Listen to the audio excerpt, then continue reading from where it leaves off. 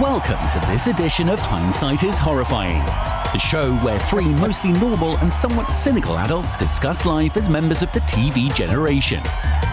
Now here are your hosts, Darth Jada, Jason Mitchell, and Adam B. Hello, we're here. We're back again, everyone. We're back, everybody. Welcome to another exciting edition. After a long hiatus. Yes. Did we do an episode last week? I don't even remember. We've done so much other stuff. Yeah, we've been quite busy. We have been. We've been doing word tales. We've been doing well, that's about it. Yeah, word tales. That's about it. Network. That takes an inordinate amount of time. For those of you who haven't yet watched our new series, Word Tales, go watch it. It's on the Motley B Network, which we should probably go ahead and explain that to everybody. Yeah. Plug it. Because what started as a simple podcast has evolved into a network. It's growing legs. Yes. That's right. We are, on land. for those of you who are subscribers, you will probably notice that if you go to what was the Hindsight is Horrifying channel on YouTube, it is now the Motley B Network channel. That is the name we have chosen to sort of encompass all of our misadventures in the media world. We've got two shows running now. We've got Hindsight is Horrifying, which is and will be the flagship show, so don't worry. Yes, fear not. Not going anywhere.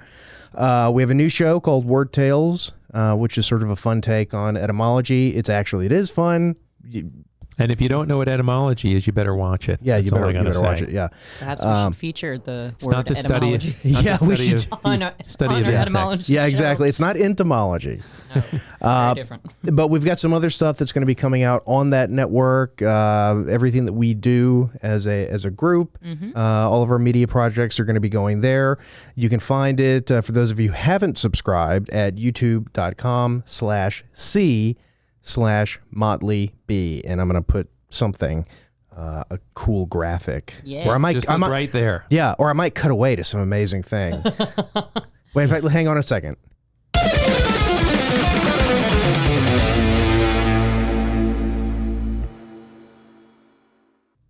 Wasn't that good?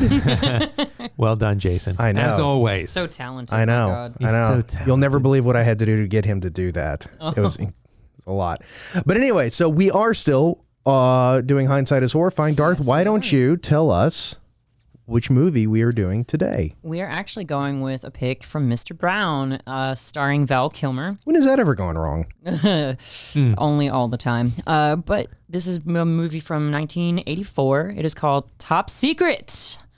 And it's a spoof on, I don't know, every World War II movie that's ever happened. Well, it's a Zucker Brothers Abrams comedy. The Zucker brothers, of course, and Abrams, they've made some of the funniest movies in history. Airplane, The Naked Gun, Hot Shots. I mean, Who did Kentucky Fried Movie? Was that them? that was them. I'm Oh, pretty sure that was them. That's Yeah. some good stuff. This is actually, and I'm going to start this episode off being a bit controversial. This is my least favorite of the Zucker Abrams Zucker universe. I think it's the weakest of the movies that they did. Yeah, there were definitely some issues with it, but I'll tell you, first and foremost, oddly, it was a patrol favorite on my submarine. The guys just loved watching it every Saturday night, probably because of the rather buxom ladies. The glowing boobs. I was going to say, was it because of Val Kilmer and No. and the large Just black call man? him shore leave. But also, What was the black guy's name in the movie? it was Chocolate Mousse. Chocolate Mousse, yeah. Oh, I bet he was a big old favorite of y'all's. Especially with that giant ass gun. we had our own chocolate mousse on board. We didn't need to that's true. get excited about two-dimensional chocolate mousse. I want to go surf skeet shooting now. That is awesome. Yes, that opens with surfing, skeet shooting. Now, I thought it was the Beach Boys that sang it, but it was Val Kilmer. No, it's Val Kilmer, yeah. He does all of his singing. Yes, he does. As his character, Nick Rivers. Nick Rivers. In fact, on the soundtrack, There's the boobies. yeah, on the soundtrack, boobies! this actually has less boobs than other Yeah. Zucker Abrams movies. I don't think there were any bare breasts. I don't in think there this one. were. There was on a calendar. Oh, was there? Yes, there was. I yeah, caught that. Yeah. I caught Of that. course you- Yes, Surprisingly. yeah. Shock and awe. And if you squint your eyes, the girls in the bikinis can almost be naked. Well, you can do that with any. You can watch Downton Abbey and do that. Oh, the really- Dowager. Is that really a guy thing where it was a joke on Scrubs where Elliot and JD had finally slept together and he's just staring at her in the hospital and she was like, "What?" He goes, "Well, I've seen you naked now, so everything I watch you do, I'm seeing you do it naked." And yeah, I Well, didn't know if that was a real even thing or works not. if you haven't seen someone naked. Yeah, I was about to say. Pretty much works for everyone. I have to go. Are you undressing me with your eyes? Obviously. No, that was an hour ago. Yeah. I mean, Now I'm just relishing every Yeah. moment. Oh my. have you ever had the experience of having a dream about somebody that you know, and then like you see them the next day? Yes. And you feel like they have to know I had a dream about them. You know, like you have a coworker that you slept with in a dream the night before, and it makes it awkward because you're like, does she know? She's got to know. She can smell it on me. Do you want to? I can tell a story about that. Oh, Do yes, please. if you'd like to. Mm-hmm. I was on patrol when I had this dream. Speaking of patrol favorites, I had a dream about a He girl. was dreaming about chocolate mousse. No. Am I going to get this out with a chocolate mousse all over my face? Ew. Anyway, Ew. no, I had a dream about a girl who graduated with me in high school, and she was dating a friend of mine. We never had a relationship. Her name was Karen. I'll leave her last name out to preserve her anonymity because she's probably a listener. And this would have been 7 years. She's got a little shrine of you. I was about to say she's been pining for Mr. Brown all these years. Oh, it gets worse. Oh no. No, I had a dream. We hadn't seen each other or even thought of her for 7 years. I have this dream. In our dream, we're in a relationship. We're going to get married. It's really special. I hadn't seen her in 7 years. I get off patrol. I go to this bar, and guess who I see? No shit. Karen. Karen. See, that's weird. It is really weird. That's weird. Was she still good looking? Yes. But I Did went you up get married? No, they just got married. I went up to her and I told her the story, and she's like, "What was your name again?" Oh. And then she reaches over and says, "And this is my boyfriend." Oh wow. So that's when that was when I realized that dreams don't always come true. Well, I mean, after a 7-year absence I thought from each Mama other's didn't lives- raise no quitter. That's called an obstacle, son. You get in there and get past it. I felt compelled to quit because I was a skinny guy and this boyfriend was. He's married and he's faithful. Well, I mean, I would Yes. feel a little awkward and probably react the same way if somebody I hadn't seen in almost a decade came And up didn't said, remember. Hey, well, yeah, and said, "Hey, I had a dream about you last night." That'd be a little worrisome. You're right. as a It is female. in hindsight. It is a little horrifying. Yeah, because I mean, we all know that the worst thing, the most boring experience in the world is having somebody tell you about their dreams. I mean, that's just universally known. Somebody sitting and telling you about their dreams it's impossible to be interested. I don't know. Like the only person that's kind of true because I'll listen to Meg's dreams. We tell each other about each other's dreams all the time, especially if it involves a handsome fella. So, yeah. Okay. Yeah. Well, okay. I mean, I suppose sex dreams would be the exception to that rule. But if you just have a dream, Well, my sex dreams never end the way that I want them to. Jeff Goldblum rejected me that one time, and that just that sucks. I was like, Getting shot down in a dream. yeah, That You sucks. can see where my self-esteem I find is. the dreams are your subconscious. So what happens in real life Yeah. normally happens in the dream. And it's Yeah. sad because if you knew it was a dream, you'd be bold. You wouldn't have to wear protection. Oh god, You'd use a gun. You could. You could. I mean, what end? to impress her with your ability to shoot things. I have to go. So we digress. I know this was the least favorite of the Zucker films. So let's see what this movie's about for those of you who have not experienced it. So, to represent the United States in a cultural festival organized by the Nazis of East Germany, the handsome, hip-swinging rock and roll teen idol Nick Rivers travels deep behind the Iron Curtain. However, when Nick discovers that the promoters used the long-awaited event as a smokescreen to hide their plans to destroy the entire NATO submarine fleet in plain sight, the American singer allies with brave Hilary Flamond, how do you say her name? Flamond, and one local French resistant fighting group. But can sweet voice Nick thwart the oppressor's plans and fall in love in the process? Yeah.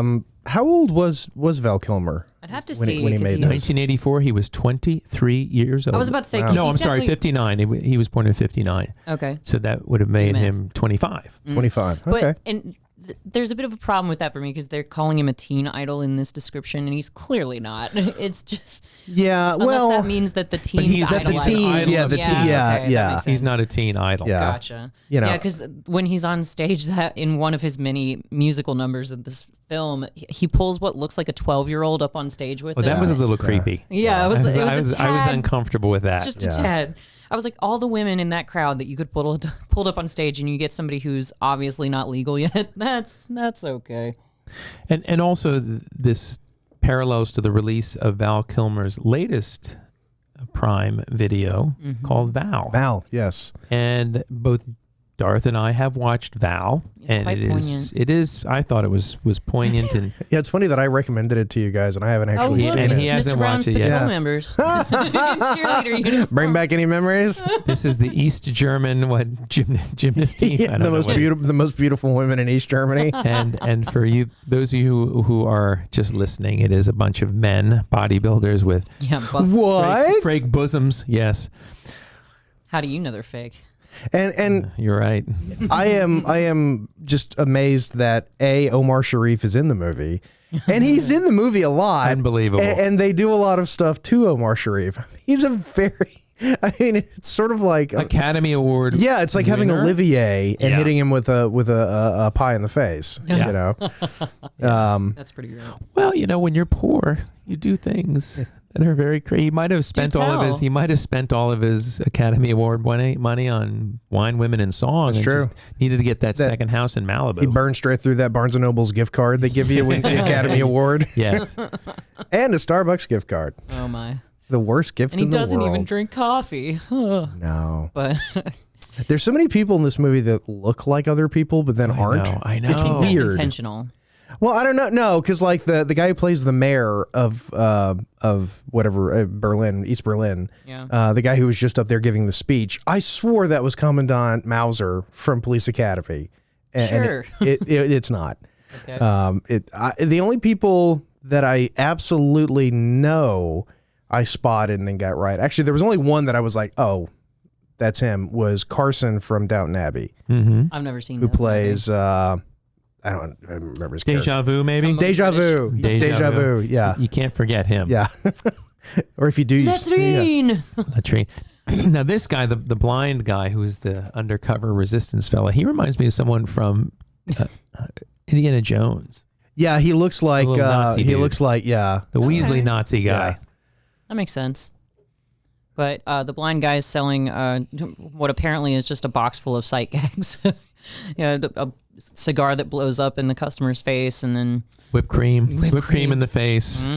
Well, the East Germans were known for their love of prop comedy. I mean, that was just a given if you went over there. I mean, it was all giant fish, and Carrot Top is actually he's from East Germany.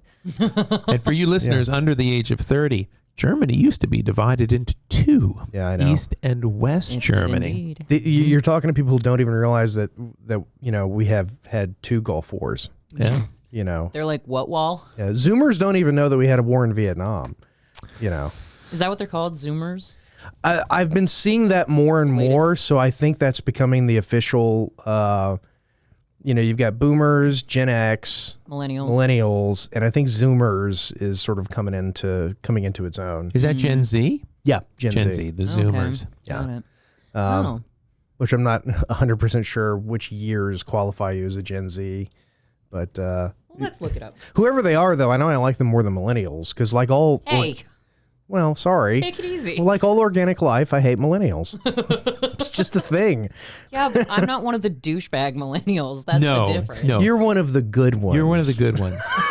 You're one of the good It's ones, like being in the Tara. best house in a bad neighborhood. God. No, I don't think that you should have to go to your own schools and things like that. I think we make an exception. Well, it's like I was telling Jason's son the other day when we were working on our etymology project. I said, I think your dad and Adam forget quite often that I was born before the internet. They make fun of me for being young quite a bit. Yeah, we do. Okay, you're right, because Generation Z, colloquially known as Zoomers. Zoomers, It's the nice. demographic cohort succeeding millennials and preceding Gen Alpha. Researchers in popular media use the mid to late 90s as starting birth years and the early 2010s as ending birth years. So, young Adam is a Zoomer. He's a Zoomer. When would 2011 fall in that? Where's that at? Are Someone born are in they- 2011, you mean? Yeah, are they or 2010, 2011? I'm trying to get a range. Well, no, you had that chart up. Is that your, No. how old is your young He was lad? 20. Yeah, he's 2010. 2010. 2010. Okay, so you've got the silent generation born from 1928 to 45, baby boomers born from 46 to 64, Silent generation. Gen X 1965 to 80, millennials 81 to 96, Gen X, baby. Gen Z 97 to 2012. So Ooh. David's technically a Zoomer? He's a Zoomer. Yeah, and All of then our kids are Zoomers. Generation Alpha, the early 2010s to mid 20s. Gen Alpha. Early 2010s to I view him more as an alpha. As a Gen Alpha. I don't think You he's think really he's an alpha male? Oh, I know he's an alpha male. No, He was cracking me up talking about his schoolmates and how ridiculous they are. they all are. It's great. That's what he was I telling me. just love hearing the stories about how they just fuck with each other. How did they do that? Oh, name it. They're constantly ripping on each other. That's I mean, it's no holds barred with them, but they all seem to enjoy it. So, Anyway, back to the movie. Yeah, there's a movie. Nick Rivers is at a restaurant, and this is when he's going to meet his femme fatale, perhaps, the lady of the film, Flamande, Yes. Hilary Flamande. Hilary Flamande, yes. He rescues her He in does. typical, action movie fashion. But And you can get, they are at the Hotel Gay Schluffen, Which means gay sleeper, no, it means go to sleep. go to sleep. Yeah. And is that actually a hotel? No. Because you can get shirts online. Really? Hotel Gay Schluffen. Schluffen. Are you going to be purchasing one? And no. Probably not. No. Yeah. No, but I'm just, Because it costs money. it does, there's that, that I don't know, technicality. It fails that test that where I think because it's probably like $30, so it's like, what would I rather have, this or $30? And if the answer is I'd rather have $30, I'm not buying it. See, that's funny how people purchase like that. Me, if I see something, no matter what it is, I make myself wait like a week or two, and if I still want it 2 weeks from then, I'll buy it. Yeah, That's an excellent strategy. I think so. Yeah, because you get that whole impulse out. Yeah. Then Then you one know if you place really I- need it or not. Yeah. The one place I impulse purchase is at Dragon Con. well, Since that only happens once a year, I allow myself that. you little pleasure can't in wait a life. week and come back. So that's different. Well, you can, depending on the vendor, because you could always order it online later. yeah, well, that's true. That's true. But- But who's going to do that? Ordering stuff online? Psh, Well, God, that's no. because your I go to generation local doesn't believe in the stores. internet. the what now? That's because your generation doesn't believe in the internet. The what now? Exactly. Yeah, a friend of mine, speaking of impulse buys at Dragon Con, he has a picture, a selfie of him and Lou Ferrigno behind pointing at a picture. Photos $10 or $20 or whatever. Like he's angry at him.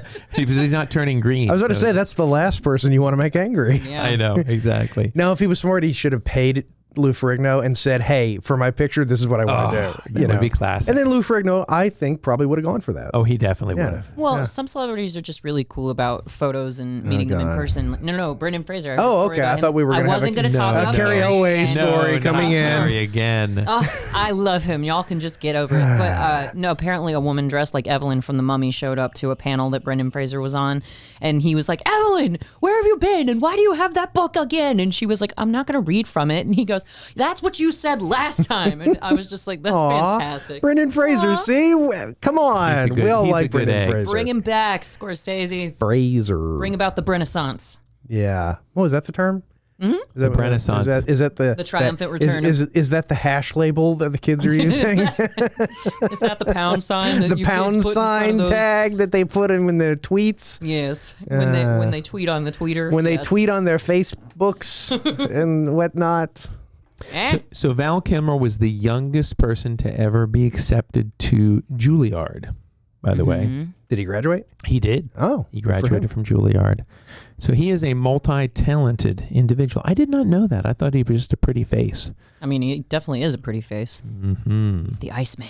Yes. And we'll see what happens, Jason, when they bring about the sequel to Top Gun. Yeah, which, hopefully, I'm thinking I'll bring my grandkids to go see the sequel to Top Gun when it's finally released. Yeah, when your 12-year-old son becomes a father. Yeah, they'll take me out of the nursing home, and my little hovering wheelchair will go in the theater. Oh my God! I remember when Tom Cruise was still alive. Grandpa. It'll be like our nursing home discussion. We have to fight apes to get to the theater. Well, didn't we plan on living in a nursing home? I'll be squawking about John Mulaney. Adam will be sneaking to the kitchen for lemons, and you'll be running around yelling "Yippee-ki-yay, melon farmer!" Yeah, and listening to really loud metal. Yeah, where's my Megadeth? Like super loud metal. When I'm in the nursing home, those nurses are not going to get the typical old man experience. Just smother him with a pillow. Well, I was just wanted to chase them in the wheelchair. I thought that'd be fun. They pinching their bottom. And it's exercise. And I said that in front of my wife. She got offended. I see. Really? Yeah. Isn't it weird? You do absolutely nothing and a woman gets offended. I was so kidding. bizarre. I was kidding. Yeah, not going to happen. But he will be in the new Top Gun movie, and we will hopefully see it in a theater. Yes, it should be. Hopefully by the time it comes out, Tom Cruise will still be acting. Well, he's running away from his gay thoughts. When did he ever start acting? Anyway, when he was born. Yeah. So he's always been acting. My life is a stunt. Oh God. So my cousin went to high school with Tom Maypother, as I'd mentioned. And I don't know if I told this story, but when they all graduated from high school. Have I told you this? You have, but there are maybe new people not these on the show listeners. all the time. So, but they had a little potluck dinner that they blocked off the street, and all the graduates were there, and everyone went through and told what they were going to be. Right? I'm going to be a dentist. I want to be a mechanical engineer. He's like, I want to be a film actor, and they're all like, Yeah, right. Sure you do. Shut up, Maypother. I'm going to star in a string of movies with surprisingly gay titles. Wait. Jack Reacher. Reach around. Yes. So that seemed to make lots of money. I know that's a Family Guy joke. Don't write in, okay? We steal, but Back off Christina Ricci. Yeah. We cite our sources. Okay. So, we're good. Well, now the actress who plays blah, blah, blah, in the movie, Hillary Lucy Flamand. Oh, that's right, because Hillary is German for bosoms that aren't affected by gravity. That's correct. Yeah. Is it really? That's what she. Yeah. Oh my she says. God. And this is another actress that I was looking at her going, I know I've seen her in lots of stuff, and I looked and I have not. She was in like four movies. I was about to say I've never seen anything besides the this. last one was in 1995 or something. Oh wow. Yeah, it's weird. It's like you look through the movie, and I guess that's sort of a Zucker Brothers thing, though, because not a lot of Zucker Brothers alumni, other than Leslie Nielsen, a lot of the people who showed up there for the first time really didn't go very far. No, they didn't. I was watching Family Guy last night, and Lois's sister, I don't know if you know this, she's played by the actress who played Elaine on Airplane. Oh, I did not know that. Yeah, and didn't you have a story about her? There was the Shakespeare in the Park, and it was star-studded, so I knew that we would be literally living in the park for 3 days in line to get those free tickets. So I went to, a store, a little furniture store, to get, some mats and some chairs, and I'm like burdened down with all of this stuff, and I'm walking up I wish I could have at seen 9th Avenue, and I look down and I see this cute little dog, and I think, oh, that's a cute little dog, and I look up, and attached to the leash is The woman who played Elaine. Look it up. Look it up remember now. her name. Look Check it out up. her name. But I wanted to say something, but I not only could not remember where I knew her from, but what the actress's name was. So it was. And you also look like the end of The Jerk. I did exactly. Carrying the chair, you know. Did you tell her you had a dream about her the night? No, I do that once, and I'll never do that. Even if Julie Haggerty. Julie Haggerty. Yes, Julie Haggerty. She's has a great voice and is a fun actress. Who is too. famous for not being in Top Secret. Ah, yes. Yeah. Yes. So that's an interesting piece of trivia about Top Secret. You see, I've brought it back. Oh my! Oh, you just get Val Kilmer going full Conrad Birdie / Elvis. This is one of the things that puts me off about the movie. What's the musical numbers are way too long. They're way too long. I don't think they're funny. Way too long. Well, because when they did the first editing, the movie was 35 minutes. So they had to extend it. They had to fill it, and they said, this guy might be a star one day. Well, and two, you've got the sex factor of Val Kilmer. That's going to attract more women to the movie because if they see a lot of Val Kilmer, they're probably not going to hate how stupid the movie is. Well, and it's amazing too because you look at a movie like this, and it's a comedy. It's not a hugely high budget movie, but they came in $1 million under budget when they shot this movie. Wow. And I think the budget was only $8 million, and I think they came in at $7 million. Most of that. $7 million? We could have paid for that. I'm telling you. And pool our resources. We could have shot this film back in 1984. Your hog balls, sir. God, that's a line from the movie. She didn't just say. It's important for those of you at home to know. We are watching the movie before and that us was here in it, yes. and commenting on it. And then Omar. So earlier in the film, Hindsighters, Omar Sharif was in a car. They picked up the car. They dropped it in the compactor, and you think, oh, he's dead. Yeah. No, he shows up later in the film with his little face out of like the window of the car, which is that's a nod to a classic spy movie trope where yes. the not the hero but one of the minor characters opens a door and comes in bleeding from a gunshot wound, which Latrine does about 40 times in this movie. But and then of course he gets shot in the face by the windshield wiper. Yeah. Yep. And the windshield wiper fluid. Hawaiian punch. And they lubricate him with Hawaiian punch. And then his antenna goes up. Oh, well, when she leans over him. His antenna goes up. That's why I became an actor. This scene right here. Well, it's glamorous. It is. It's a glamorous industry. That is an Academy Award-winning actor. Yeah. Well, I mean, you have to wonder if they really enjoyed this or if it was kind of like who plays Wash in Firefly? I don't think Alan Tudyk. Yeah.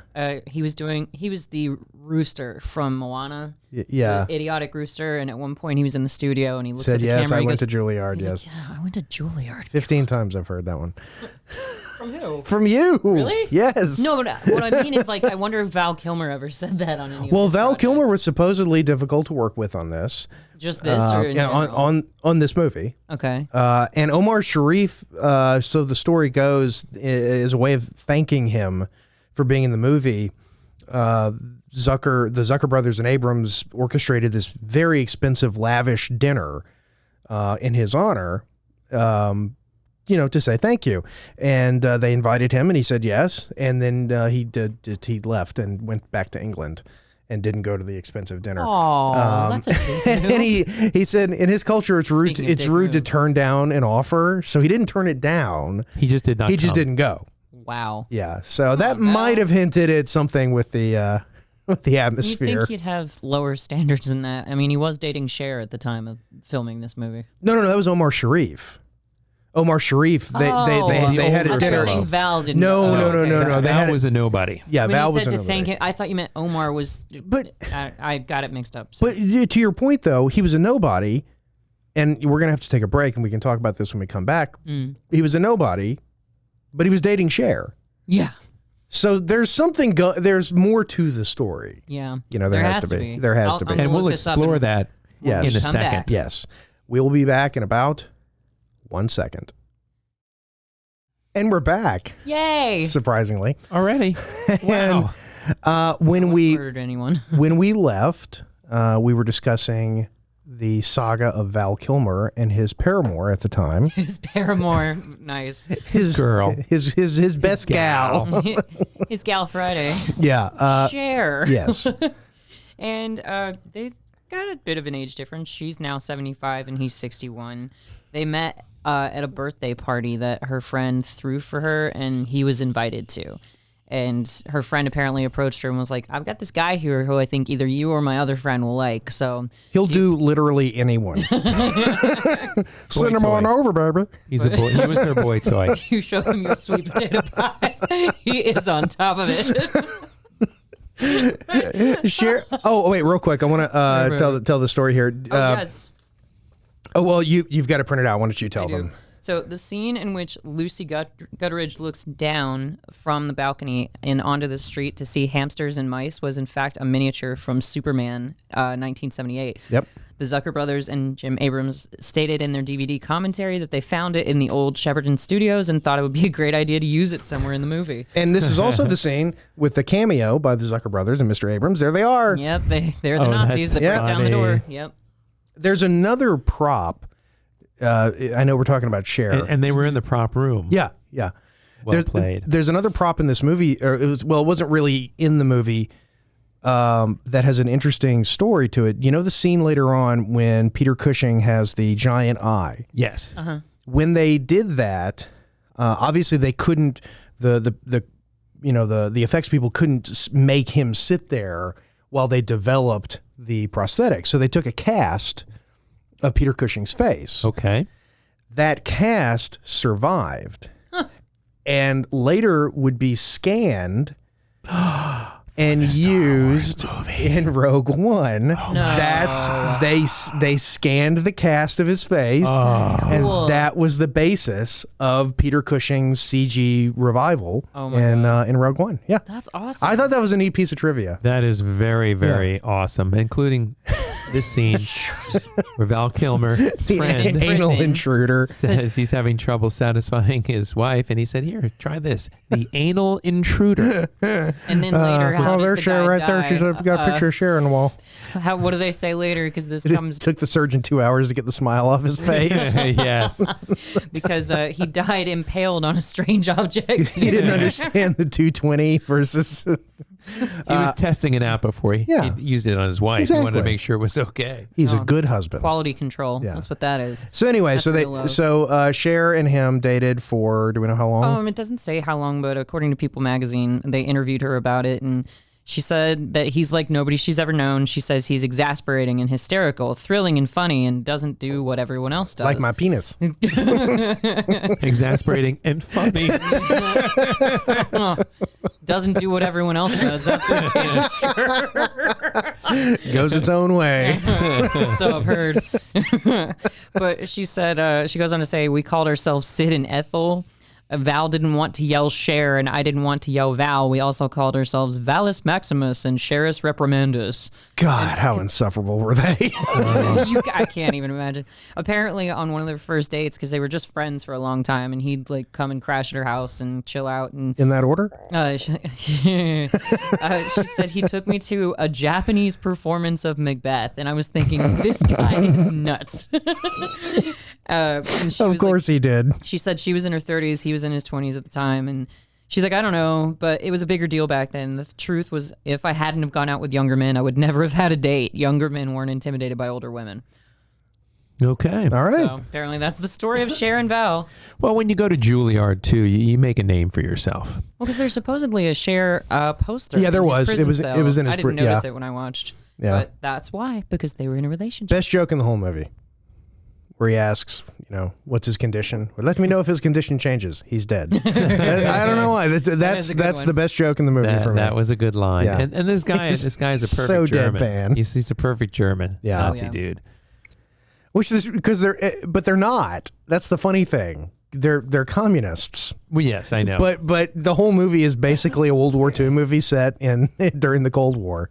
And a lot of the German that they speak in the movie is actually Yiddish. Yeah. So it's Well, and what was like the line Hillary says, where she talks about her father? He was born in America, but he was lucky. He was one of the lucky ones. He escaped in a balloon during the Carter administration. Yes, that's right. There are a couple of Carter Boy, jokes. if you could see it now. Because as long as men are oppressed and can't experience true freedom, as long as an actor can become the president, like they dump on Carter quite a bit. Well, that was not Carter they were talking about. He was Carter. Not he was not an actor. No, No, wait a minute. Who am I thinking about? Ronald No, Reagan. Ronald Reagan. Damn it. Why'd you tell her? Oh, I wanted to see her. Smash. oh, you were going to quiz her? I was going to see how long No, it that I took. would have gotten eventually. Do you know what Jimmy Carter did for his career before he was in politics? No. Well, I know everything about Jimmy Carter. Yeah, I bet you do. Yeah. He was a nuclear submarine officer and a peanut farmer in Georgia. Well, Yeah. the peanut The farming I know about. the nuke part is the part I was thinking of.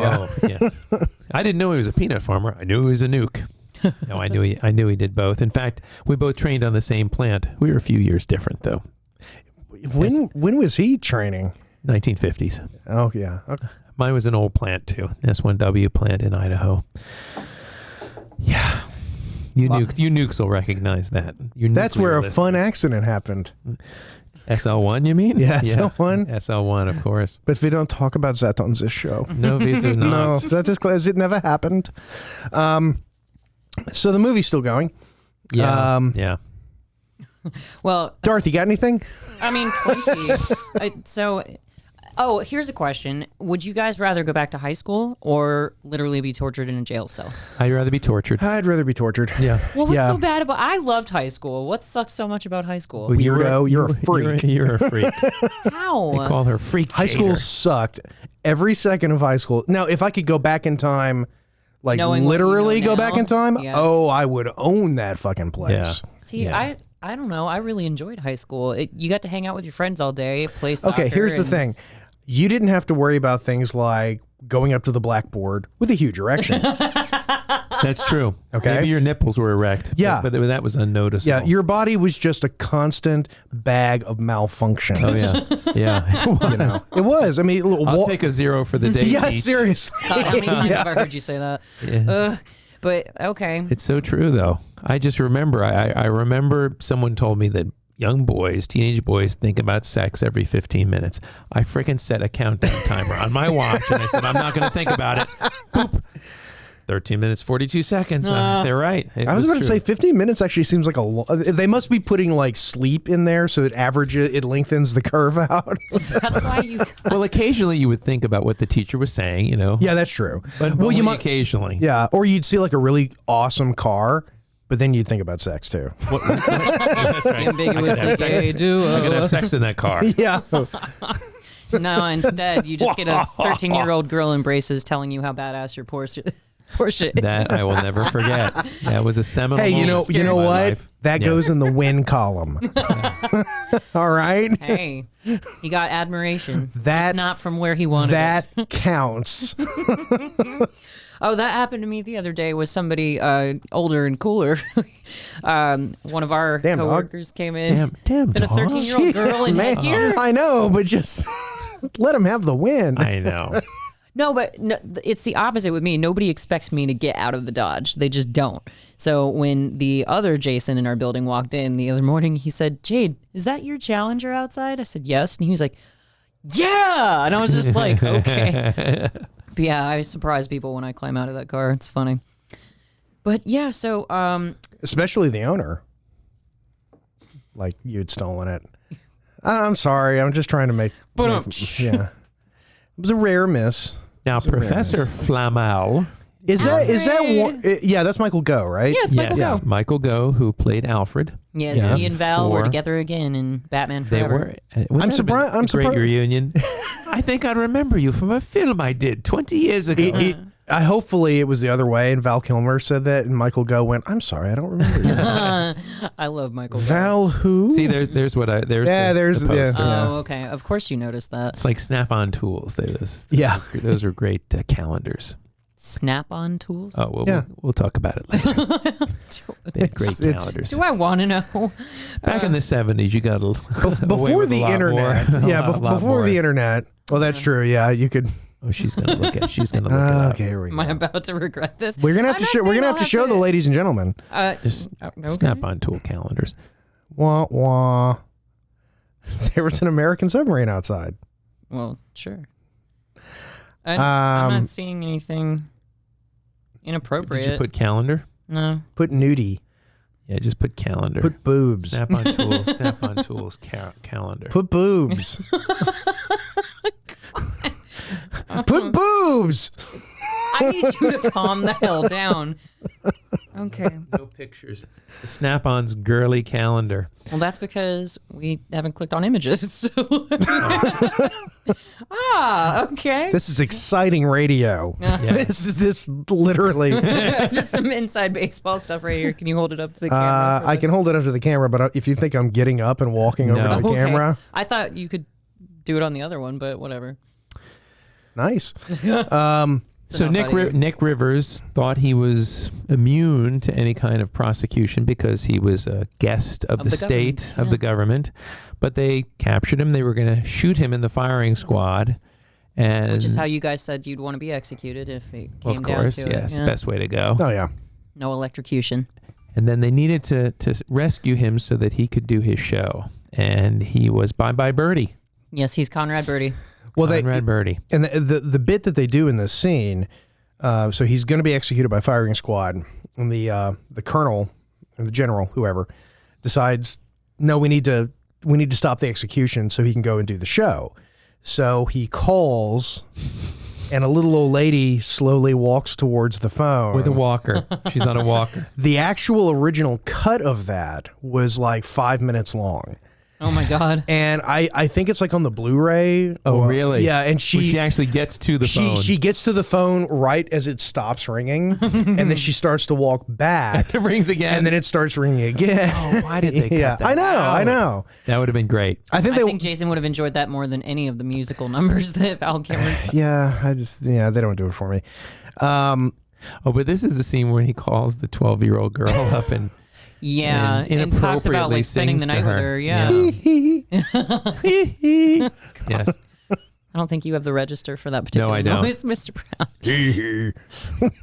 Hey, Mr. Rivers. I love the way you sing. That's a nice car, mister. It is. This is my favorite of the musical numbers, though, It's a just win. because he's talking about. He's talking about how he can't live without the girl that he's in love with, and you see him like laying down on train tracks and sticking his head in an oven and attempting to hang himself, and his backup singers, these doo-wop kind of guys, keep stopping him. They're all rescuing him, yeah. Yeah. Yeah, seriously, this girl has got to be. Oh, she is such a jailbait. All right, so she's 13. Yeah, She's a and- teenager, Well, wait a minute. at least. They're in East Germany. Yes. What was the age of consent in East Germany? Because remember, Archer called it the Alabama of Europe. no, that was That was no Gestatt. She was of marrying age. God, you guys are like that. No, but the girl was German. She was German. She was and she German, was like the but they age were of in- consent's like 15 or something. Yeah. Oh, like men like it on the Wilhelm. You've never even seen a Wilhelm. Yeah, this whole scene is just It's strange. and it's not funny. It's noticeably uncomfortable. Yeah. I wonder, because, I mean, this kind of thing happens more often than you'd expect. Like, Christina Ricci has talked about this with Johnny Depp, since they've got a pretty significant age difference, and they were love interests in Sleepy Hollow.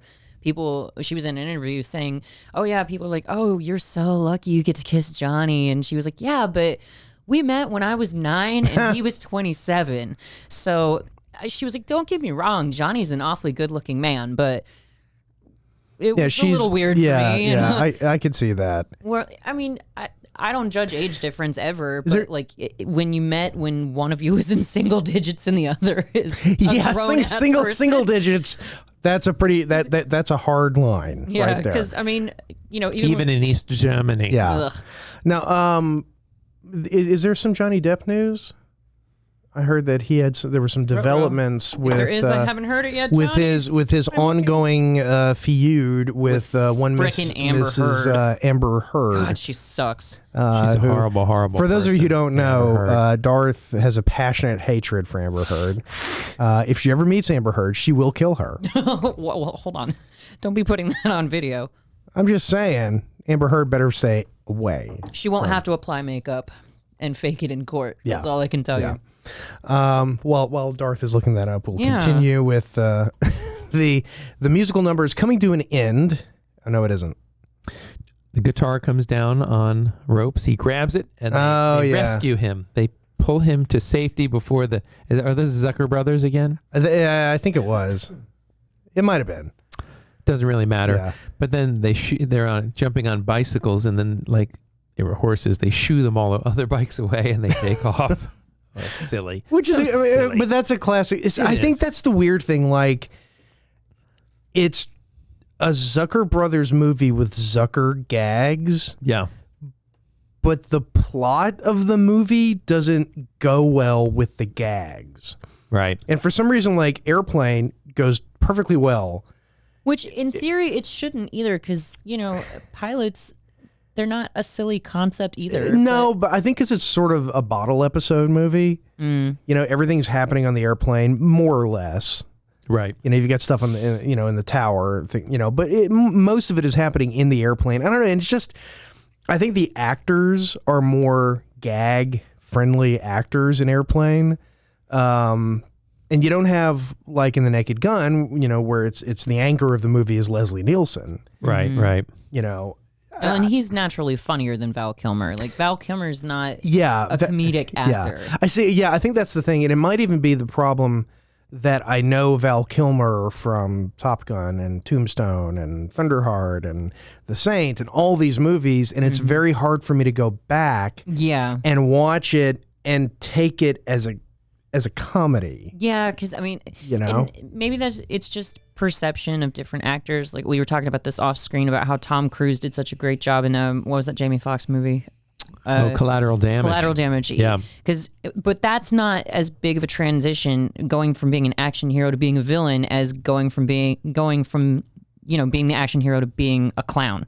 Yeah. That's a much larger jump in my head. Yeah, I just don't think he pulls off that. He doesn't have that Leslie Nielsen dryness. Yeah. Because he's trying to do the same bits.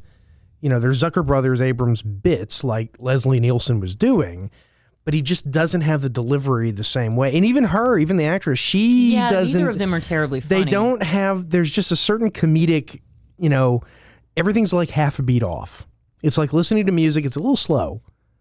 It feels like it should be faster. It feels like something's wrong, Yeah, and when you don't have one funny person as the main couple, at least it just doesn't float. I see what you're going with that. Now we are coming to the Twin Peaks part of the movie. Those of you out there who watch Twin Peaks will know what I'm talking about. Right. Yeah. Yes, of course. Which I wonder if this scene actually inspired David Lynch, because because David Lynch movies. Somebody once said if you take a David Lynch movie and you make it a comedy, it's like a Zucker Brothers comedy. But the scene that's coming up is filmed entirely in reverse.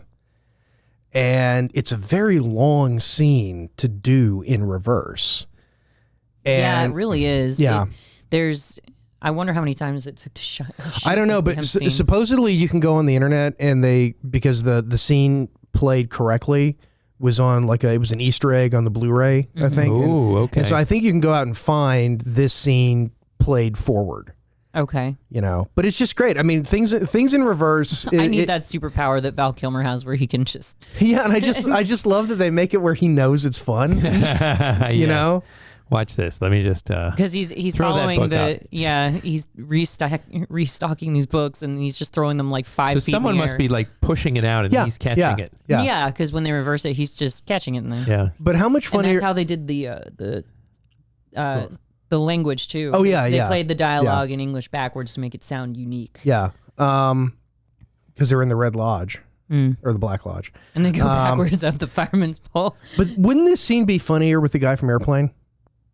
Which guy from Airplane? The Ted Stryker. Oh God, yes. Ted Stryker. If he was the star, it would be a funnier movie. It would be a funnier movie. Yeah, and if Elaine was playing, it would be it would be a funnier movie. I think that's where it falls apart because they both have that low key sense of humor that is required of a Zucker Brothers movie. This is not a Juilliard trained thespian movie. No, I guess he was attempting to show his range, but he doesn't even really.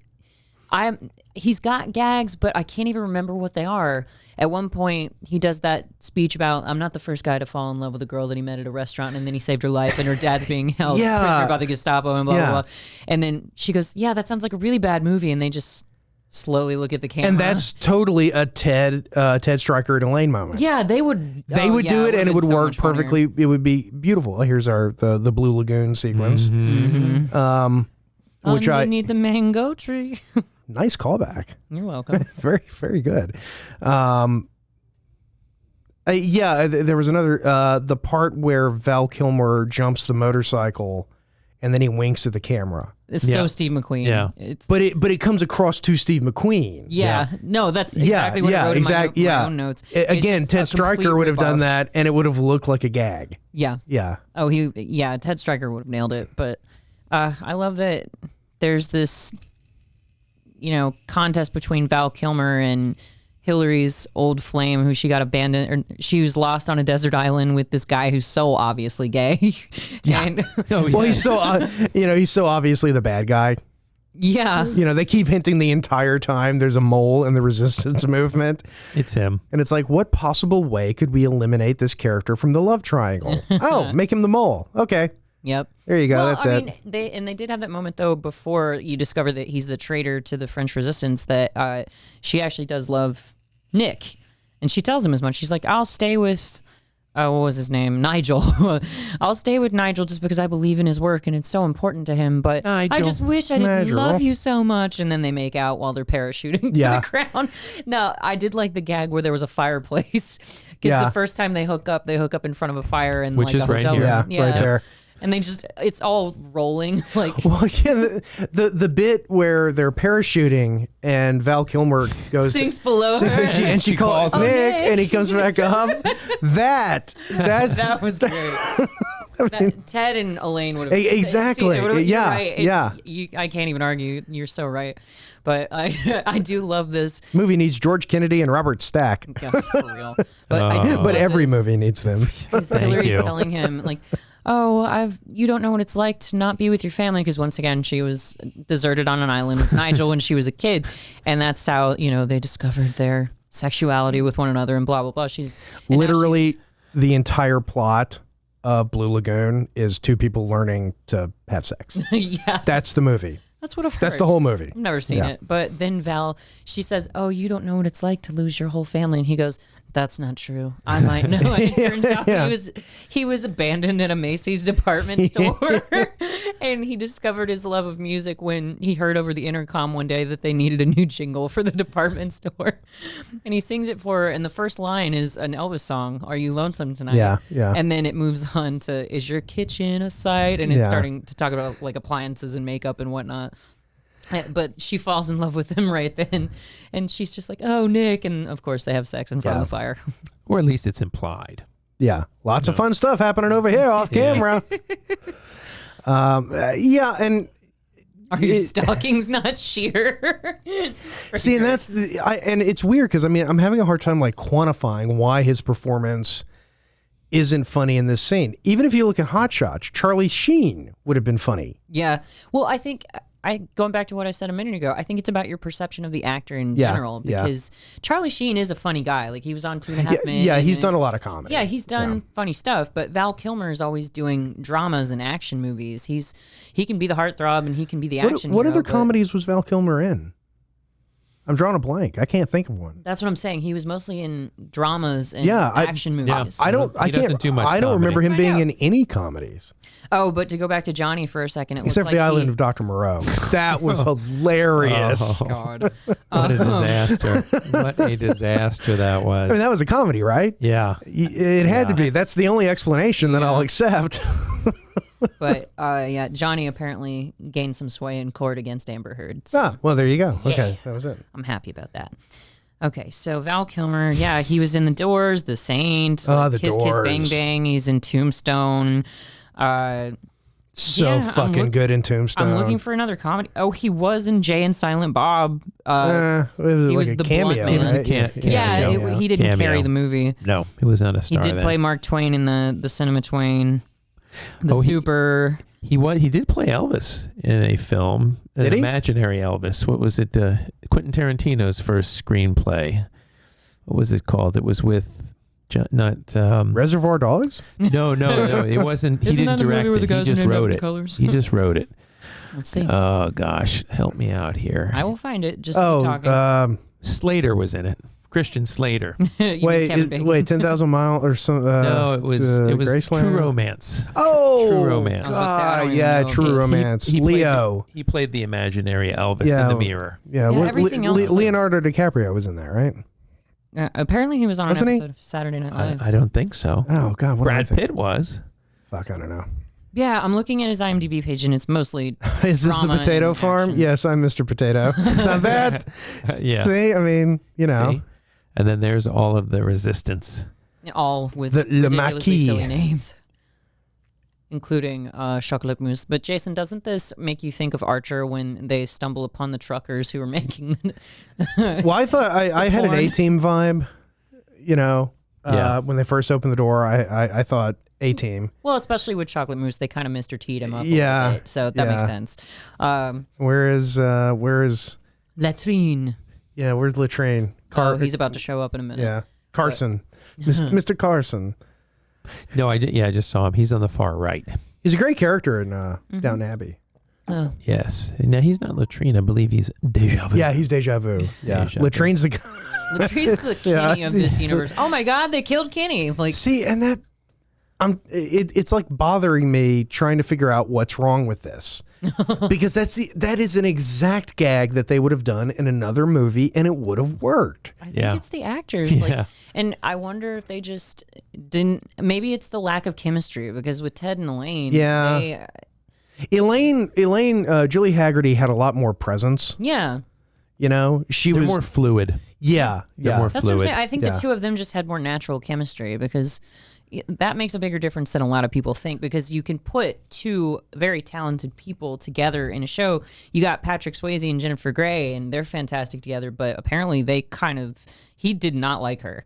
He thought she was really immature and you know, she's playing a 16-year-old, so of course she is. Did she marry Matthew Broderick? No. No, they dated. They dated. That's right. Because that was what happened in that car accident. That's right. He accidentally killed a man in Ireland, but that was when they were dating. Yeah. Sarah Jessica Parker is married to Matthew Broderick. So. Oh, she's in our one of our latest spoof videos. Yes, she is. I can't believe I didn't notice that when I watched Jason. If you guys haven't, it's only on our Instagram page. If in fact, check our Instagram page and see if they've taken it down yet. Oh yeah, because they might have. Because Facebook pulled it. Oh, they did. Facebook pulled it. Oh, I did not notice that. Well, they muted it, and if you mute it, it doesn't make any sense. Right. But go and check out our Instagram page, and you'll see that.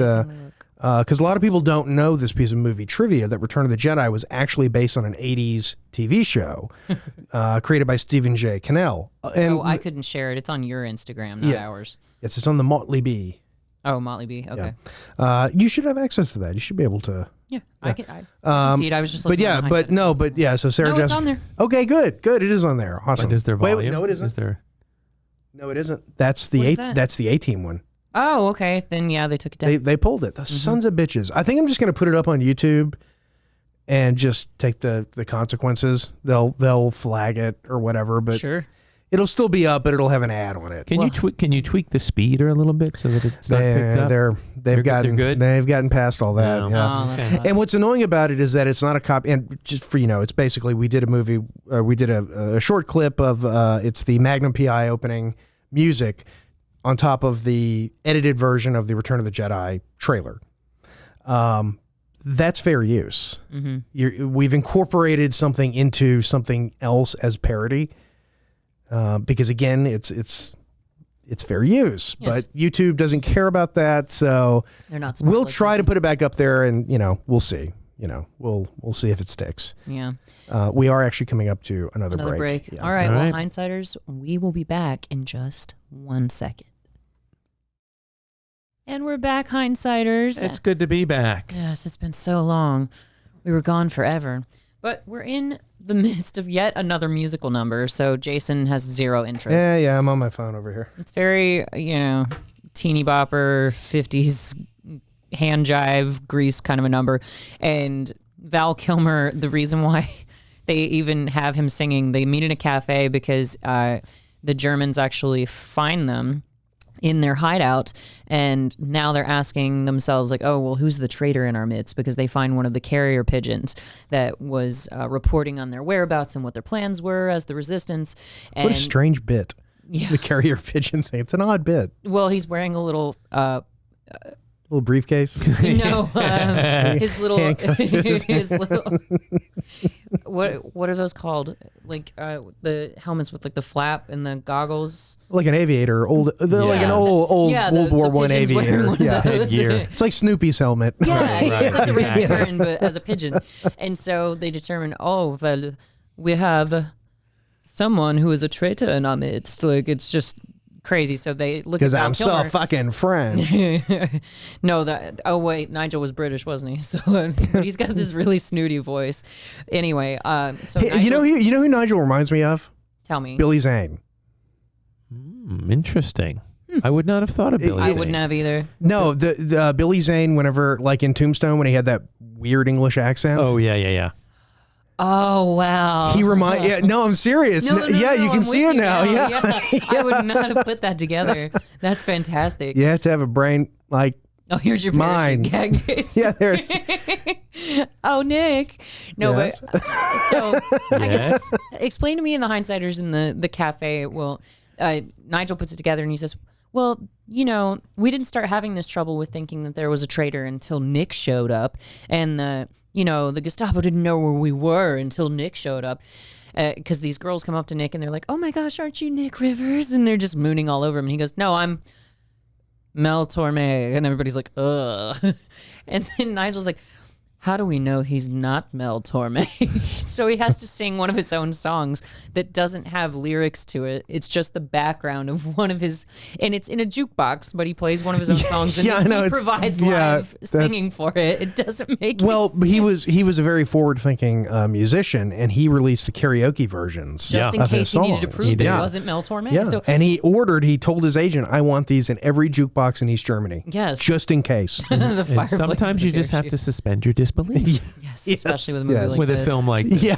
Everything Yeah. was so believable until that one That was spot. what, that took it off. That took me That out. was it. But okay, gentlemen, is there something I'm missing about Mel Torme? Why was it considered a bad thing to be mistaken for Mel Torme? He was the face of old person music at this time.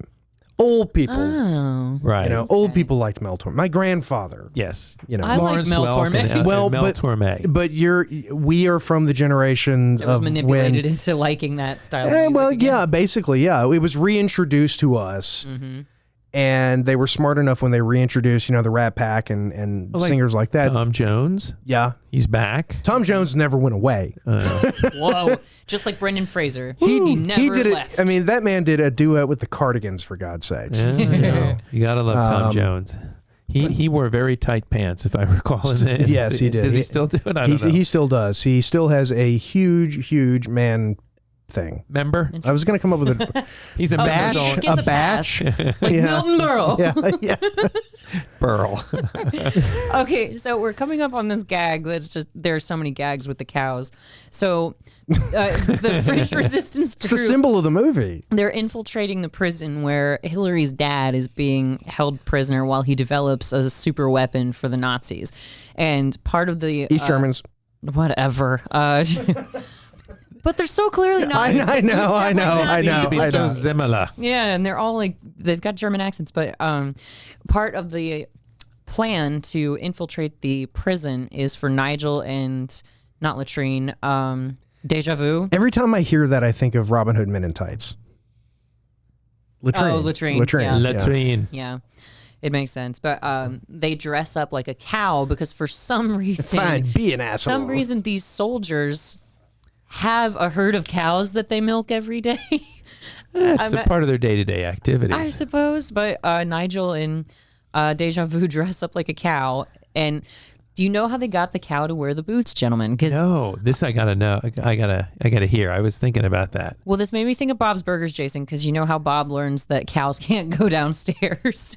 And so Linda puts it on a mattress with socks on its feet. and shoves it down the staircase. She's like, you just have to have a will to make it happen. Yeah. But apparently, this is some other trivia I didn't know about cows. They hate having things put on their feet. So to get one to, I know, I thought they were going in a whole different direction with this fact. And so to get one to wear two But pairs. doesn't that make sense when you hear it? Yeah. Yeah. I've never seen a cow wearing shoes my whole life. No, You're missing out. I've seen a lot of cows. Not one. never. Not one. They're So, not yeah. as fashionable as we are. So to get a cow to wear two pairs of Wellington boots, the bottoms had to be cut out, and then the boots were attached to the cow's legs with Velcro. Ah, okay, that makes Things we sense. do to then. animals. Oh my God. Yeah, all in the name of comedy. Like that poor horse that was allergic to Jell-O on the Wizard of Oz set. Oh, this is lowbrow humor. Yeah, this is God. very This is lowbrow. lowbrow I don't humor. even see the logistics of how this would work. So No, it really wouldn't. Nigel gets into the back of the cow costume, and you think it's a thing about him being gay, because he clearly is. Yeah. And Right. You think he wants to just be near Deja Vu's ass, but it's so he can betray Deja Vu later and hold a gun to his back. But another cow comes up and starts drinking milk. No, that's not Deja Vu. Who is it then? I just asked a That's minute ago. Nobody that's corrected me. Deja Vu. So who was in the? Was it Latrine who's in the cow suit? It doesn't Let's matter. just say Okay. yes. I think so. It's détente, and we'll move on. Whatever. So, Yes. it doesn't matter. So anyway, another cow comes up and starts to drink milk out of the fake udder in the cow costume, and apparently He seems to be pleased. Nigel's penis fit exactly into one of the udders, like, Yeah. Nigel has two sex acts, and he's getting with- blown by a cow. Yeah, he participates front in and back. two sex acts with bovine lovers. Yeah, there's so much bestiality in this portion of the film. Yes, he interferes with animals, he does. as the British would say. And yeah, because then later a bull actually finds the men attractive in their cow suit, and he humps Nigel, who somehow doesn't collapse under the massive weight of a huge bull, but takes it like a man. Yeah, well, he's an experienced bisexual. Yeah, because he Clearly. does have that joke when when Hillary and Nick find him. He's like, "Oh my love, I would have come back for you, but the people who picked me up on that barge, they violated me in unspeakable ways." And she's like, "Oh, Nigel, that must have been so horrible." And then you see him kind of like grinning nostalgically as though he enjoyed it. Might not have been as bad as one would. Was it your envision. patrol who picked him up, Mr. Brown? We found them floating in the ocean, and we brought them aboard. And showed him some naval hospitality. Yes, well, you can't have the guy just ride for free. Goodness. Gas grass. No. You don't have any cash or grass. Gas, grass, or ass? You are so retro. Is this restaurant semen friendly?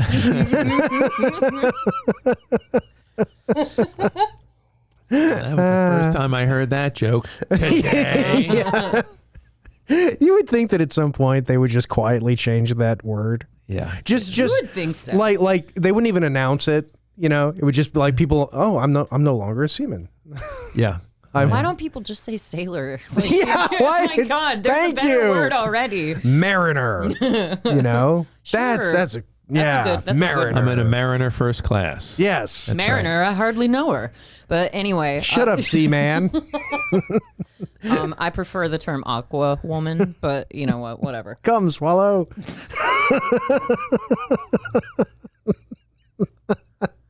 Won the episode. Yes. Well, it's just ironic that Mr. Brown is a seaman who happens to live in Cumming. Well, I live. I just won the episode. Yeah, but I'm on a street. On one side there's Dick's, and the other side is BJ's. Right? Yeah. Excuse me? No, I remember the first time I saw You a ever BJ's. go to Marketplace Boulevard? You can be on a street on Cumming Avenue.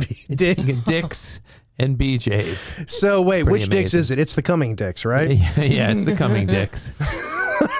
I'm gonna BJ and call Cummings. them. I'm gonna Yeah. call them and go. Wait, I'm sorry. Is this the Alpharetta Dick's or the Cumming Dick's? Oh yeah, it'll be With a like completely straight I need face. a helmet and two balls. Oh, here we go. More bestiality. Well, Alfred's spooning he's spooning his way out of the prison, and he's built like an underground tunnel that could actually like have cars and signs Would you know in what it. tunnel that was? I bet you're gonna tell us because it's probably in New York City. We call it the city. Oh my God! But wait till he takes a peek. Look at the what does it say on the left there? New Jersey. Yeah, that is the Lincoln Tunnel. Yes. Or could be the Holland Tunnel. Well, this is how we figure out that Nigel is indeed the traitor, gentlemen, because Hillary gets cold while she's waiting for the guys to come back out to the truck and finish their mission of rescuing her father, who's the scientist, and she finds like 40 doves in Nigel's coat, or pigeons, and they're the carrier pigeons that were carrying the messages to the enemy. So we find out that Nigel was the traitor. Very clever, my darling. And then You he seem to have walks put the up. pieces together, but unfortunately, it's too late for you and the others. Wouldn't his pants be ripped?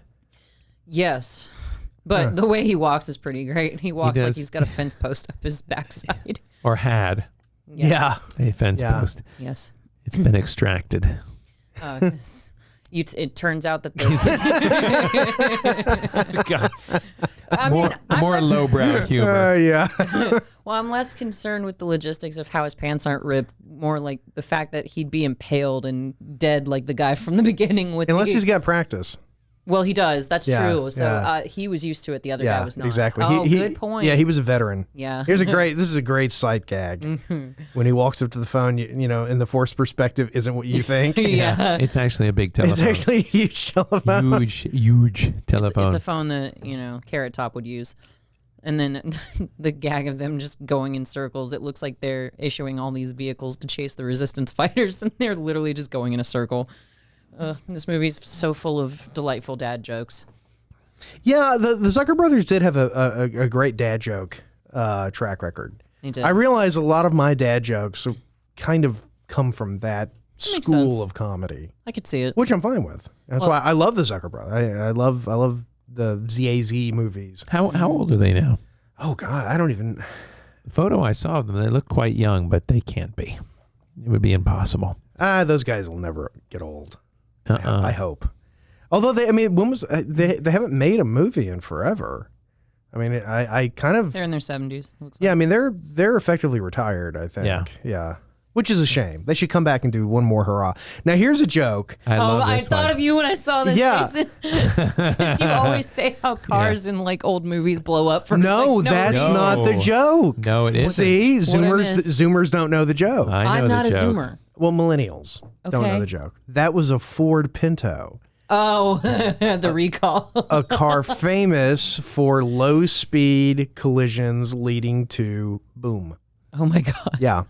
No, but the reason why I thought of you is because when we did Death Race, you're like, oh yeah, back in the 70s, a cop could put a speeding ticket on the hood of your car and it would Yeah. blow up. Just because Well, no, movies who were was like that. who was he ran for the Green Party, but he not Nader. Ralph Nader. Nader, yeah. Ralph Nader. Yeah, he got those all taken care of. Unsafe at because- any speed. Yes, I don't know why I did it in a Nixon voice. We can't get our president straight on this freaking episode. I'm God. back, baby. And that's when you can give it to the Germans. They They make good great cars. Yeah, They sure they do. really do. Yeah, here's the completely ripped off Val Kilmer moment. But you're right. The guy He looks too serious. Yeah, he he looks does. like he's in a serious movie, and it doesn't. It's it's he just should one have of been in like a clown suit or something for this. Like, No, but well, see, that's the thing is that you'd have that to would've- dress. yeah. you've got to dress him up silly for him to even seem silly. It's Val Kilmer being actiony. He's man of actioning. Yeah, he's mactioning. And that gag that they did where he jumps the fence, then he jumps the school buses. It feels like that should have built up, Yeah, to something like even more 2 or ridiculous. 3 gags. Yeah. you Right. know, Yeah. Gone on for too long. Yeah. Like with him like jumping over a herd of elephants. And Yeah. just something random. But But yeah. I'm being overly critical, and I recognize that. Yeah. It's one of my faults. I have 2 faults. I'm assuming there's another one. I bet I can help you pinpoint the others. That and I'm too humble. That's my other fault. Yes, you work too hard. Too much humility. Yes. I'm working on it. I'm the most humble person in the world. But yeah, so Val Kilmer's chasing down the girl, and Nigel. He's Did we- fighting Nigel on the Yes. side of a truck right now. What I love about Nigel is that when he and Hillary are united at first. When they find each other again, he's still dressed like he's deserted on the island. He's got no shirt. He's dressed like gay Tarzan. He's like he never left the island. Yeah, he's got his like shell necklace, and this must have been the biggest pain in the ass scene to film of all time. So Val Kilmer and Nigel wind up falling off of a bridge into a river, and then proceed to have an entire Old West saloon fight Barroom underwater. brawl. Yeah. Well, he got certified to do this. Seriously? Yeah. Oh, I didn't know that. Yeah. I'm still not certified. I should probably work on that. And so there's a chandelier that falls down. Well, yeah, because they do a whole Old West underwater thing, you know. Yeah. Even the bartender smacks Nigel over the head with a bottle. It's great. Yeah, and the girl winks at him. Now this is a gag that did go on for way too long. Yeah, this gag went on too long. Yes, it did. I agree with you. He even twists his nipples. Yeah, because he's doing a Three Stooges thing. Oh, 100%. absolutely. But and then it goes into Bonanza Bonanza. theme. Yeah. You know, got to pop the collar and put on the white Stetson. Yeah, but how'd they do How that? would They they- weight yeah. they must have weighted their shoes or something. Yeah, They did. had to have. Yeah, Yeah. Because otherwise they wouldn't have been able to stay on the bottom.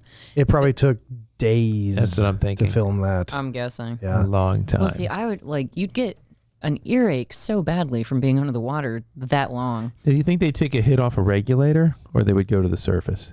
How would they do that to keep making it? A lot of It times could be they do either one. regulators Yeah. with scuba Yeah, divers they probably to had the a scuba side. diver sitting right there who would just walk up and Yeah. Oh, that's what I was glowing thinking. boobs. There you yeah, go. the glowing. Yeah, I wish women really did that. That would make life so much simpler. You know, you're at a bar, you look at a woman, they light up. Okay. But only if they're They green, don't- because you officially have the green light in that case. Yeah. They don't light up. Okay, I'm not going to waste my time. Well, I thought the test of a woman that was worthy of spending time with was if she has daddy issues. No, it's If not- She goes it- on for like 10 minutes about how much she hates her dad. Then No, it's not a question of worthiness. Let's get real. I mean, worthy. Well, Carbon-based, what's the difference? Yes, Well, animate. where I come from, you could tell if the girls were available if they had the dog poopy on their shoes. Wait, what? Excuse me? Oh, you're not familiar with that Steve Martin gag? No. Oh. No, I don't know that one. Oh, no, you have to explain now. 'Cause Oh, there I'm was a confused. wild and crazy guy. He would talk about where he comes Oh. from. And he said, this is how you break up with a woman. You say, I break with thee, I break with thee, I break with thee. And then you throw dog poop on their shoes. So then when you go to the swinging singles bar, you walk up and said, hey, I noticed you have some dog poopy on your shoes. Okay. Yeah, you must listen to it. I have it on an LP. We'll have to... I've heard bits of it. I've Possibly the never- greatest comedian who ever lived. Oh, yeah. It still is. Yeah, it still is. I was about to Still say, working he's with Marty. still with You know, us. you can do a Right. master class with Steve Martin on comedy. That'd be cool. Yeah. Yeah, It's not Cool, cheap, cool. but, you know. I'm sure it isn't. Well, the movie is almost over. Yeah, I was going to say, we're I at a think. movie. Yeah. Just about, because Val Kilmer's trying to get Hillary to go back with him to America, and she argues that she's needed in France to help fight the resistance, or fight with the resistance. And Michael Goh is like, I'm not leaving the country without my daughter. But then But Val Batman convinces her needs to you. go. Yes. Oh, that's, That's another cheap gag. oh, speaking of Batman, they made a fatal mistake earlier in the movie where Chocolate Moose was throwing a grappling hook. If Batman had thrown the grappling hook, it would have landed right the first time. Yeah, it fell down Yeah, the first yeah. time. Yes. Just yet Yeah, is that another him gag. on a stretcher or something? What is I that? think that's what that is. I was Okay. Yeah, because Yeah. he gets injured. Latrine gets injured at every He's constantly turn. hurt. And of course, he they is have most to of all, Scarecrow. Yeah, Why did you? obligatory God damn! You go on an adventure with all these characters, and you tell Scarecrow like you were my favorite. They have. Isn't that a joke on Family Guy where he's like, Yeah, it is. The other guys are like, well, Yeah. screw you, Dorothy. Yeah, screw you, bitch. I'm gonna pause this before the saint comes one on. that she met, so there's the logic there. But Yeah, I know. It still seems like it's a raw deal he for was the our rest of first them. helpful guy. Yeah. in the They Land worked of so Oz. hard, and the Scarecrow just stepped right in at the end. Yeah. And he was the favorite. Yeah, seriously. Who should have been the favorite? Chocolate Moose. So I think Wizard of Oz on the Alf Seinfeld scale. We need to save this for when my dad comes on the Yeah. show to do that movie. No, but seriously, who is your favorite of the Wizard of Oz? Oh, the characters? Yeah. Which one was Dorothy. my favorite? God, that's a tough one. You know, I never really. Oh no, that teacher, that teacher, much. what turned into the witch? She was pretty cool. She was. There's a meme out there circulating where it's like she's the original Karen. Yeah. I gotta say, I did like the Scarecrow. I think. Yeah. See, now that I really think awesome. about it, he was my favorite. Yeah, the lion was kind of annoying. I didn't like him. Yeah. You know. Yeah. What'd you have to go and hit me for? Yeah, humana. You know. Yeah. No, and the I like Tin the Man. but he was too high maintenance. He bitched a lot. No, okay, fine. Yeah, Scarecrow wins. See, I think and he he does. could Yeah. dance. I mean, he was great. Ray Bolger, right? Yeah, Is when that I who was it really little, I thought it was Dick Van Dyke actually because of the way that he danced in the movie. He but could have been. Well, and then after Oz, there was Return to Oz, and then Scarecrow hooked up with Mrs. King and was played by Bruce Boxleitner, and that was Very great. good. So he had a great career. Well, and Scarecrow's the lowest maintenance to me because he doesn't have a brain, so he's never going to argue with you. And second of all, the only time he got uppity was when he was set Actually, on fire. people without brains argue with me all the fucking time. All right, here's a bit of trivia. You may know it. Who was the original Tin Man until he had an allergic reaction to the silver paint? The dad from the Beverly Hillbillies. Buddy Ebsen. Oh, Buddy Ebsen. Buddy Ebsen was the Tin Man. Yep. Yeah. But no, the Scarecrow. Nice job.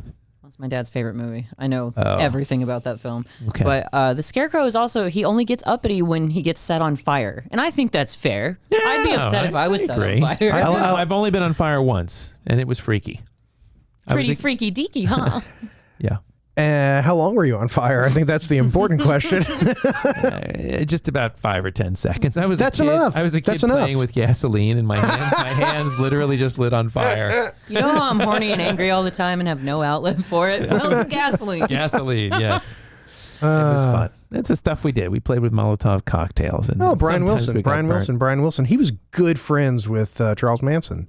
And on that note, All yeah. right. It's about to storm and Armageddon outside. Yeah, I think it is. We've got a thunderstorm coming. We better get home before it Armageddon rains outta on here. us. why don't you bring us home, Bring Darth? us home. All right. Well, Mr. Brown, thank you for this goofy selection of a film for us to enjoy for the most part, even though Jason ran through it kicking and screaming. I didn't hate it. I just said You it was hated the it's musical. the least- it's the least of the favorite Zucker movies. Yeah. Suckers. Got it. Well, I enjoyed seeing young Val Kilmer again. That's always fun. And even though he's not the funniest guy, in my personal opinion, it was great to see him in something different Oh, yeah. instead of a drama or an action movie. So, do we have an Alf to Seinfeld on this, gents? I can do Alf the Seinfeld because I've seen it several times. Yeah, I can too because I saw it can. when I was young. I'm gonna give it about I'm gonna give it a 2. Oh, No, I mean it's not judging the quality of the movie, but like going from when I was a kid watching it to now, I was just waiting for it to kind of be over. okay. And I want to go home now and watch Naked Gun and Airplane. Just to get And this. Kentucky Fried Movie.